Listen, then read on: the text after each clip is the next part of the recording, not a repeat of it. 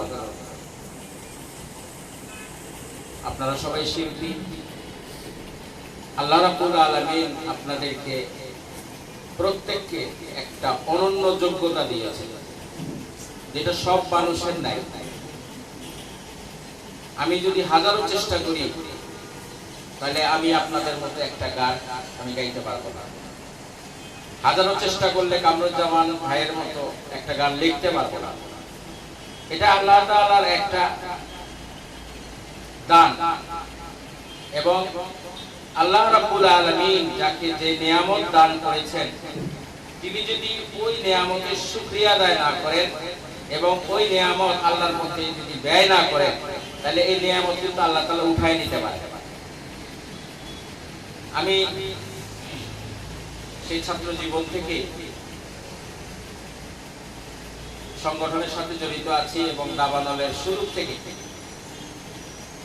দেখে আসছি। দাবানলে মনে হয় হাজার হাজার শিল্পী এসেছে,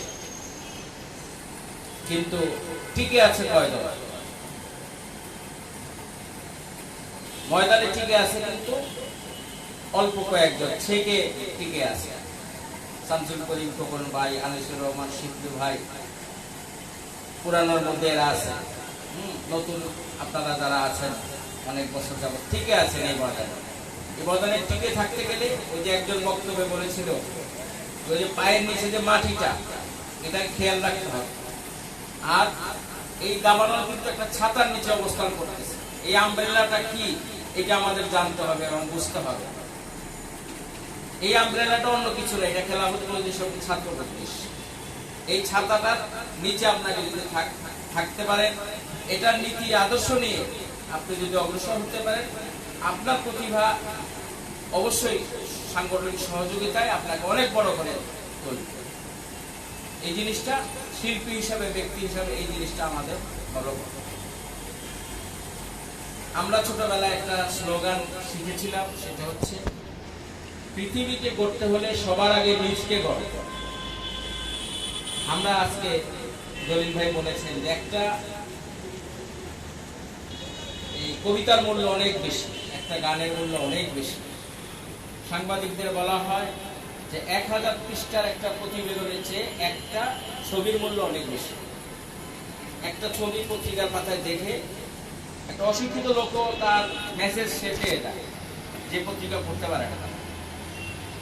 এই জন্য সাংস্কৃতিক আন্দোলনের গুরুত্ব অত্যন্ত বেশি এবং সাংস্কৃতিক কর্মীদের গুরুত্ব অত্যন্ত বেশি। আর সাংস্কৃতিক কর্মীদের কিছুটা খোলামেলা হওয়া লাগে, একটু উদার চিন্তা ভাবনায় সাংস্কৃতিক কর্মীদের বেড়ে উঠতে দিতে হয়, বিকশিত হইতে দিতে হয়। নাস্তিকের বইও পড়তে হবে আমাদের, নাস্তিকের মোকাবেলা করার জন্য। একজন সাধারণ কর্মী নাস্তিকের বই পড়ে হয়তো তার বিভ্রান্ত হতে পারে, কিন্তু সাংস্কৃতিক আন্দোলনের একজন কর্মীকে কিন্তু নাস্তিকের বই পড়ে। যে হারমোনিয়াম বাজায় গান গায় বা ওই ইয়ের বাউল যেগুলো আমরা বিশ্বাস করি না, তাকেও ফলো করতে হয় অনেক সময় সাংস্কৃতিক আন্দোলন কর্মী। এই সমস্ত জিনিসে রিজিড থাকলে চলবে না, কারণ আমাদের তওবী মাদ্রাসা অত্যন্ত রক্ষণশীল এবং আমরা হলো এই রক্ষণশীল এই মাদ্রাসা, এগুলোই আমাদের আন্দোলনের প্রাণ। এটাও মনে রাখতে হবে। আবার এই এত রক্ষণশীল হয়ে সাংস্কৃতিক আন্দোলনকে বেশি দূর অগ্রসর করা যাবে, এটাও মনে রাখতে হবে। আমাদের মূল ঠিক রাখতে হবে এবং আমাদের ছড়িয়ে যাওয়ার জন্য, ছড়িয়ে পড়ার জন্য আমাদের ঈমান, আকীদা, আমাদের বিশ্বাস, আমি যে বললাম আমাদের ছাতা, আমাদের নীতি আদর্শ সব ঠিক রেখে আমাদের সাংস্কৃতিক আন্দোলনকে বিকশিত করা যায় কিভাবে, এটা করতে হবে। কারণ দুনিয়া কিন্তু প্রতিদিন অগ্রসর হচ্ছে, আপনার জন্য বসে থাকছে। প্রিয় ভাইরা, আমরা দায়িত্বশীলদের নির্দেশনা যদি চলি তাইলে অনেক কিছু সম্ভব, অনেক কিছু করা সম্ভব, অনেক কিছু দেখা সম্ভব। তো আমরা দাবানলের এই কর্মশালা আজকে হয়তো সবাইকে আমরা অ্যাকোমোডেশন করতে পারি নাই, আর অনেক সীমাবদ্ধতা। দাবানলকে যেভাবে পৃষ্ঠপোষকতা খেলাফত মজলিসের পক্ষ থেকে দেওয়া উচিত, আমরা তার 100 ভাগের 1 ভাগও করতে পারি। এটা সংগঠনের সামর্থ্য যতটুকু আছে সংগঠন চেষ্টা করছে। আপনাদেরকেও চেষ্টা করতে হবে, আপনাদেরকেও চেষ্টা করতে হবে। হতে পারে যে আপনাদের চেষ্টার কারণে খেলাফত মজলিস অগ্রসর হয়ে গেছে, ঠিক আছে না? বাংলাদেশ যখন স্বাধীনতা আন্দোলন হচ্ছিল তখন একদল ফুটবল টিম স্বাধীন বাংলা, হ্যাঁ, ফুটবল দল জাকারিয়া পিন্টুর নেতৃত্বে এরা গিয়ে বিভিন্ন জায়গায় ফুটবল খেলছে আর পয়সা উঠেছে, চাঁদা উঠেছে। সেই চাঁদার টাকা দিয়ে শরণার্থী শিবিরে খাওয়ানো হয়েছে ফুটবল খেলার টাকা। আবার একদল শিল্পী তারাও গান টান গেয়ে বিভিন্ন জায়গায়, লন্ডনে, আমেরিকায়, তখনকার ওইখানকার বড় বড় যারা শিল্পী তাদেরকে বাংলাদেশের স্বাধীনতার পক্ষে গান গাওয়াইয়া কনসার্ট করে সেখান থেকে কালেকশন করছে। কথাটা বুঝছেন? ইন্ডিয়া সাহায্য করছে কিন্তু সেই শেষ দিকে আইসা, কথা বুঝছেন? তো প্রথমে কিন্তু সাংস্কৃতিক আন্দোলন দিয়ে স্বাধীনতার জোয়ার সৃষ্টি হয়ে গেছে, কথা বুঝছেন?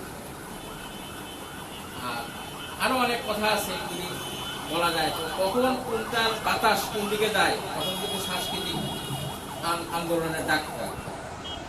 প্রিয় ভাইরা, আমাদেরকে খেয়াল রেখে আমাদের এই দাবানল শিল্পী গোষ্ঠী বাংলাদেশের মধ্যে একটা অত্যন্ত তাৎপর্যপূর্ণ অবস্থানে আছে, অত্যন্ত তাৎপর্যপূর্ণ অবস্থানে দাবানল শিল্পী গোষ্ঠী আছে এবং ঐতিহ্য আছে দাবানল শিল্পী, একটা স্বর্ণ যুগ আছে দাবানল শিল্পী গোষ্ঠী। এই জিনিসগুলা খেয়াল রেখে আমাদের গর্ববোধ করা উচিত যে আমরা একটা ঐতিহ্যবাহী শিল্পী গোষ্ঠীর সদস্য এবং এই সংগঠনকে উচ্চকিত করব এবং আমার নিজেরও প্রতিভাকে আমি বিকশিত করব। এই দুইটা সমান্তরালভাবে যদি আমরা অগ্রসর হতে পারি তাহলে অবশ্যই আমরা অগ্রসর হতে পারবো। আমাদের বিশেষ করে আজকে অবহেলিত এবং অনগ্রসর যে সেক্টরে আমরা কাজ করতেছি, কওমি মাদ্রাসা, যেখানে আজকে ছাত্ররা তারা উদ্গ্রীব হয়ে আছে যে আমাদেরকে ভালো শিল্পী হতে হবে, আমাদের করতে হবে, তাদেরকে টেনে তোলার একটা সুযোগ আমাদের এই দাবানল শিল্পী গোষ্ঠীর মাধ্যমে আমরা তাদেরকে অগ্রসর করে নিয়ে আসবো। ইনশাআল্লাহ আগামীতে আমরা একটা শক্তিতে পরিণত হব এই শিল্পী গোষ্ঠীর এই কামনা রেখে আমার সংক্ষিপ্ত শেষ করছি। আমার তৌফিক ইল্লা বিল্লাহ।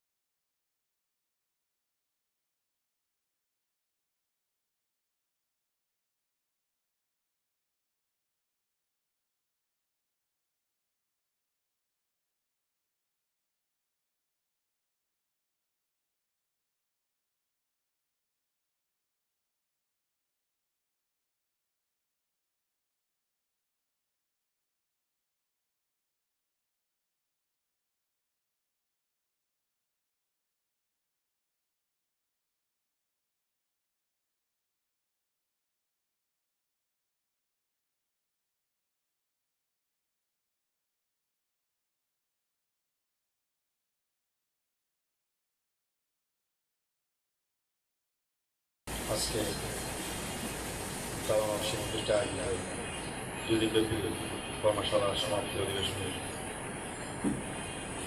অতিবৃন্দ, দাবানল শিল্পী গোষ্ঠীর সদস্যবৃন্দ, নেতৃবৃন্দ এবং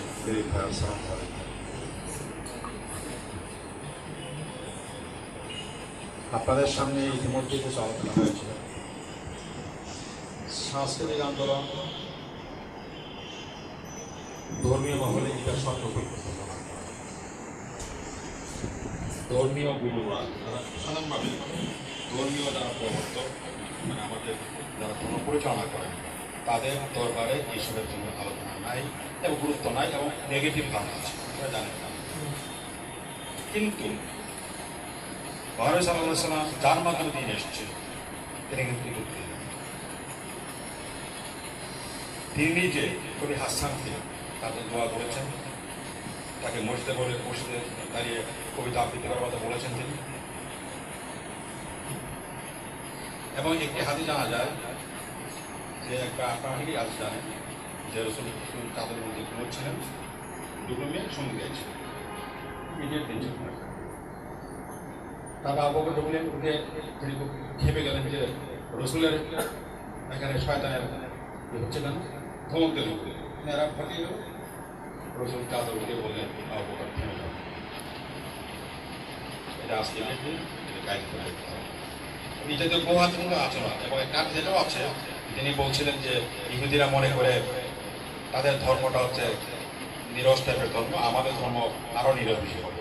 আমাদের প্রমাণ করতে হবে আমার ধর্ম নিরস নয়, মানবিকতা বিনোদনের বাইরে। দুর্ভাগ্যবশত দীর্ঘদিনের নানান কারণ অনেকগুলো আছে যে ধর্মীয় মহলে বিনোদনটাকে অন্যায় মনে করা হয়েছে, অপচয় মনে করা হয়েছে, ফালতু কাজ মনে করা হয়েছে এবং গুনার কাজ মনে করা হয়েছে। যেখানে শরিয়ার যে সমস্ত অনুমোদন ছিল এগুলোকে আমরা মুছে ফেলেছি অথবা আড়াল করে ফেলেছি। যেসব হাদিসের অনুমতি আছে বলে প্রমাণিত হয় এগুলো আমরা আলোচনা করি না, নানান ব্যাখ্যা দিয়ে আমরা বলার চেষ্টা করি। রসূল সাল্লাল্লাহু আলাইহি ওয়াসাল্লাম এগুলো নিষেধ করেছেন। এই জন্য প্রিয় ভাইরা, শাস্ত্রী আন্দোলনের পথে ধর্মীয় মহল সবসময় পিছনে আছে। কারণ শাস্ত্রী আন্দোলনের যে সমস্ত উপকরণ আমাদের সমাজে আছে, অতীতে যেগুলো উপকরণ ছিল এর মধ্যে কবিতা তো প্রাচীনকাল থেকে আছে, কবিতা মহাকাব্যগুলো আছে এবং গান আছে। দুটো বেশি সবটা আগে থেকে ছিল, আর কিছুটা গ্রিক থেকে, ভারত থেকে নাটক ছিল। কবিতাকে যেহেতু কোরআনের কবিতা কবির বন্ধ বলা হয়েছে, আবার প্রশংসা করা হয়েছে। রসুলের আমলে কবিতাকে তিনি উৎসাহিত করেছেন, তিনি নিজে কবিতা কোন আবৃত্তি করতেন, এমনকি ইসলাম পূর্ব যুগের কবির কারো কবিতার আবৃত্তি কোনো লাইন আবৃত্তি করতেন। কাজে আজকে আমাদের যারা সাংস্কৃতিক কবি হবে তাদের মনে রাখতে হবে সাংস্কৃতিক আন্দোলন আগের যে কোনো সময় ছিল এখন সবচেয়ে গুরুত্বপূর্ণ।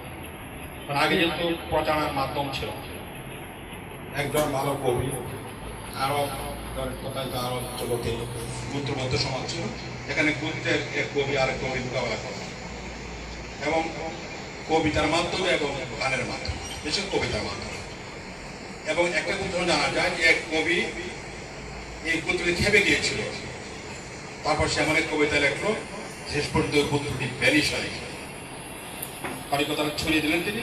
তখন এই কবিতার একটা উদ্দীর্ণ করা হয়েছে, যে কারণে পুত্রটা আসলে তার মানে পরিচিত নামী পুত্র লোক এত পাওয়ার আজকে অবশ্যই পাওয়ার, আজকে কবিতার চেয়ে গান বেশি পাওয়ার, কারণ আজকে মাধ্যমটা অনেক ছড়িয়ে গেছে। এর আগে আলোচনা হয়েছে, আপনার মিডিয়ার কথা বলা হয়েছে, এগুলো এখন ইউটিউবের মাধ্যমে, প্রিন্ট ইলেকট্রনিক মিডিয়ার মাধ্যমে প্রচারিত হচ্ছে। ব্যাপকভাবে ক্ষতিকর অনেক দিক আছে এই সময়, কিন্তু আপনি মোকাবেলা করতে হয় যদি এখানে আপনার অফিসে থাকতে বলিষ্ঠ ব্যবস্থা। একজন শিল্পী বইল, অনেক শিল্পী অতীত ছিল, কাজী নজরুল ইসলাম, আব্বাস সুলতান, তাদের মধ্যে দু ধরনের মানুষ হয়। বিশেষ করে কবি নজরুলের দুইটা অংশ আছে। কখনো তিনি ইসলামের যেহেতু ওনার জন্মটা মানে পরিবেশ ছিল ইসলামিক পরিবেশ, তিনি ইমামতি করেছেন, একসময় করেছেন, নাসরুদ্দৌলা জয়েন করেছেন, একসময় তিনি মুসলমানদের শান সম্পদে আলোচনা করেছেন, লিখেছেন। আবার হিন্দু পরিমণ্ডলে থাকার পরে সমাজ সঙ্গীতের অনুকূলে তিনি লিখেছেন, গান লিখেছেন। আমরা নজরুল থেকে সব নিতে পারবো না, কিন্তু নজরুলের যে সমস্ত গান লেখা হয়েছে, কবিতা লেখা হয়েছে ইসলাম মহাবীর সম্পর্কে অত্যন্ত উচ্চমানের, আপনারা এখনো গাচ্ছেন না, খেয়াল রাখতে হবে। এবং কবিদের সমস্যা একটাই, কবিরা স্থির থাকতে পারে বেশিরভাগ কবিরা যা বলে তা করে, কোরআনে বলা হয়েছে এরা অতীত ঘুরে বেড়াবে, বিভ্রান্তের মধ্যে ঘুরে বেড়াবে, কথা ঠিক। কবিরা একবার মুজাফর আহমদ ছিলেন, যিনি পার্টির পরিষদে ছিলেন, তার মেসেজটায় থাকতেন, তার প্রভাবে তিনি কবিদের না হয়ে গেলেন, অনেক কবিতা লিখেছেন। এই জন্য মনে রাখতে হবে যে কবিদেরকে চারটি দিক থেকে দৃঢ় হওয়া প্রয়োজন। কারণ কবিদের মধ্যে বিপর্যয় বেশি কম, তার মধ্যে লোক তৈরি হয়, নাম কামামের লোক, তখন মানুষ থেকে ব্যবহার করার চেষ্টা করে। আদর্শিক মজবুত যদি থাকে, আমার জানা মতে বাংলা সাহিত্যের মধ্যে একমাত্র ফরুক আহমেদ ছিলেন আদর্শে মজবুত, যে কারণে তার ব্যর্থটা ঘটে নাই। এই জন্য আপনাদের খেয়াল রাখতে হবে যে কবিতা গান আপনারা গাইছেন, চর্চা করছেন, ভালো কথা প্রয়োজন। আমি আগেই বলছি যে আমাদের ধর্মীয় মহলে এগুলোকে উৎসাহিত করা ইদানিং করা হচ্ছিল নানা কারণে, তারা উৎসাহিত করছে না, পরিবেশটা তৈরি হয়েছে কিছুটা। যেহেতু আমরা বেশি খারাপ দেখছি, এরপর আমরা কেউ দাঁড়াতে পারলে আমরা সাহায্য করি, সহযোগিতা করি, উৎসাহ দিই।